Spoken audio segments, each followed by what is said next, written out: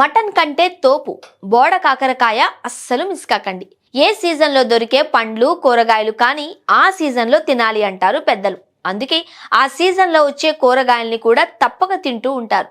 ఇప్పుడు వర్షాకాలం కావడంతో ఈ సీజన్లోకి దొరికే కూరగాయలు పండ్లు కొన్నున్నాయి. అలాంటి కోవకే చెందుతుంది ఆ కాకరకాయ. దీన్ని బోడ కాకరకాయ అని కూడా అంటారు. ఆగాకర, అంగాకర అని చాలా పేర్లతో పిలుస్తారు. ఎన్ని రకాల పేర్లున్నా ఆ కూరగాయ టేస్ట్ మాత్రం వేరే లెవెల్లో ఉంటుందని తినేవాళ్ళు చెబుతారు. ముఖ్యంగా వర్షాకాలంలో దొరికే ఈ ఆకాకరకాయ తింటే అస్సలు వదలురు అని చాలా మంది అంటున్నారు.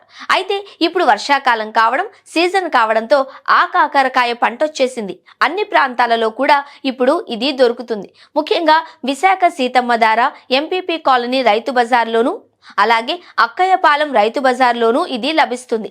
దీని ధర మాత్రం కాస్త ఎక్కువ. బహిరంగ మార్కెట్లో 200 రూపాయలకు కేజీ దీని ధర. అలాగే కేజీ 180 మాత్రమే ఇప్పుడు రైతు బజార్లలో అమ్ముతున్నారు. రైతు బజార్లలో 2 రకాల క్వాలిటీలు ఉంటాయి. ఒకటి దేశవాళీ రకం, ఇంకొకటి హైబ్రిడ్ రకం. దాదాపు 180 రూపాయలకు కేజీ లభిస్తున్నాయి. అలాగే పెద్ద సైజు ఉండేవి హైబ్రిడ్ ఆకాకరకాయలు. ఇవి కేవలం కేజీ 80 రూపాయలు మాత్రమే ఉంటాయి. అయితే దేశవాళీ ఆకాకరకాయ మాత్రమే టేస్ట్ ఉంటుందట. ఈ హైబ్రిడ్ ఆకాకరకాయ అంత టేస్ట్ ఉండదు అని కొందరు అంటున్నారు. అందుకే దేశవాళీ ఆకాకరకాయకే గిరాకీ ఎక్కువ. ప్రస్తుతం సీతమ్మ ధార రైతు బజార్లో ఇవి అమ్ముతున్నారు. ఇవి ఆల్రెడీ ఇతర మార్కెట్లలోకి కూడా వచ్చేసాయి. దీంతో దీనికి డిమాండ్ కూడా బాగానే పెరిగింది.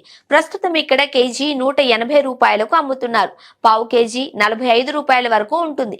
అయితే చాలా మంది వీటిని కొనుక్కోవడానికి ఆసక్తి చూపిస్తున్నారు. ఈ ధరలు ఇలాగే కొనసాగి 10 రోజుల తర్వాత క్రమంగా తగ్గుతాయని, జనవరి వరకు ఈ పంట వస్తుందని రైతు బజార్ ఎస్టేట్ ఆఫీసర్ కొండబాబు చెబుతున్నారు.